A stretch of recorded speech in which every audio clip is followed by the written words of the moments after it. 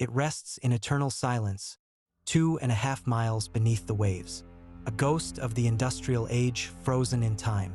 The RMS Titanic.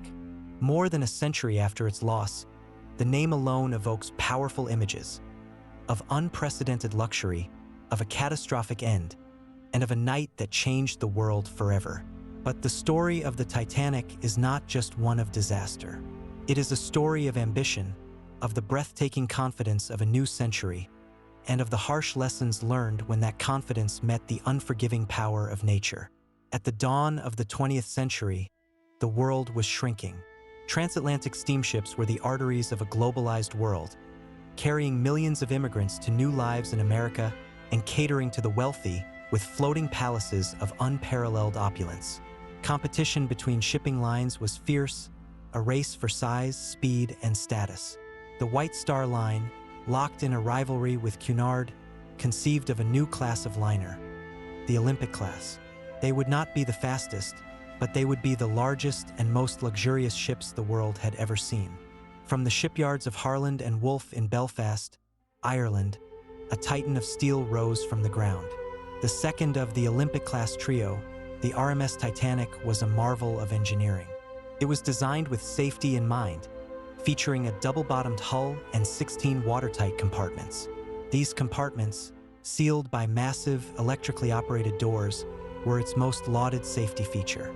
The ship could, in theory, stay afloat if as many as 4 of its forward compartments were completely flooded. This led the popular press and the public to a dangerous conclusion. The ship was, for all practical purposes, unsinkable. On April 10, 1912, the Titanic began its maiden voyage from Southampton, England. On board was a cross-section of Edwardian society. In first class, some of the wealthiest people in the world, including industrialist John Jacob Astor IV and mining magnate Benjamin Guggenheim. In second class, professionals and middle-class families.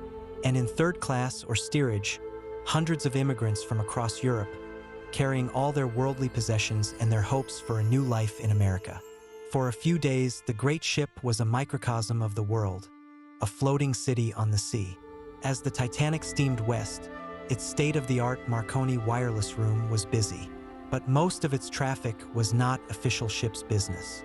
The operators, employees of the Marconi Company, were primarily occupied with sending and receiving personal messages for the wealthy first-class passengers.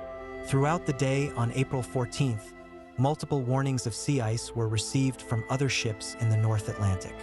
These messages, some of which were not passed directly to the bridge, painted a clear picture. A massive ice field lay directly in Titanic's path. On the night of April 14th, the sea was unervingly calm, like polished glass, making icebergs difficult to spot. At 11:40 p.m., a lookout in the crow's nest sounded the alarm, "Iceberg, right ahead." The bridge ordered the engines reversed and the ship turned hard to port. But it was too late. The massive liner, moving at over 20 knots, could not turn in time. The iceberg struck a glancing blow, scraping along the starboard side, buckling plates and popping rivets below the waterline. The damage was not a single massive gash, but a series of punctures across the first 6 watertight compartments. The ship's designer, Thomas Andrews, quickly assessed the damage and delivered the grim prognosis to Captain Smith. The Titanic was doomed. It would sink in a matter of hours. The order was given to uncover the lifeboats. But here, a fatal flaw was exposed. The Titanic carried only 20 lifeboats, enough for just over 1,100 people, barely half of the souls on board. This was, shockingly, more than the law required at the time. Amidst confusion, a lack of drills, and a reluctance to believe the great ship was actually sinking, the evacuation was slow and disorganized. Many of the first lifeboats were launched partially empty. The creed of women and children first was followed, but the chaos and the sheer lack of space sealed the fate of over 1,500 people. At 2:20 a.m. on April 15th, the RMS Titanic disappeared beneath the waves. The Cunard liner RMS Carpathia, having received the distress calls, had steamed through the same dangerous ice field at full speed to reach the site. It arrived 2 hours after the sinking, rescuing the 705 survivors from the lifeboats. The news of the disaster sent shockwaves around the world. Public grief and outrage led to official inquiries in both the United States and Great Britain. The investigation scrutinized every aspect of the disaster.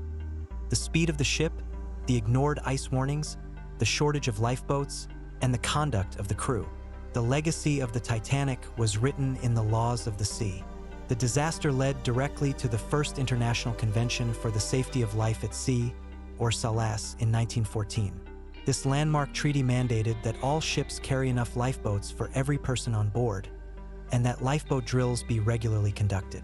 It also established the International Ice Patrol to monitor icebergs in the North Atlantic and required that all passenger ships maintain a 24-hour radio watch. The age of wireless communication had come into its own, now forever linked to maritime safety. The Titanic was a symbol of an era's confidence, a belief that technology had conquered nature. Its loss was a brutal lesson in humility. It remains a powerful story not just of what went wrong, but of the human stories that unfolded on that fateful night, of courage, of sacrifice, and of survival. It is a story that continues to fascinate and to warn us, a timeless reminder that even the grandest of human ambitions must respect the power of the world around us.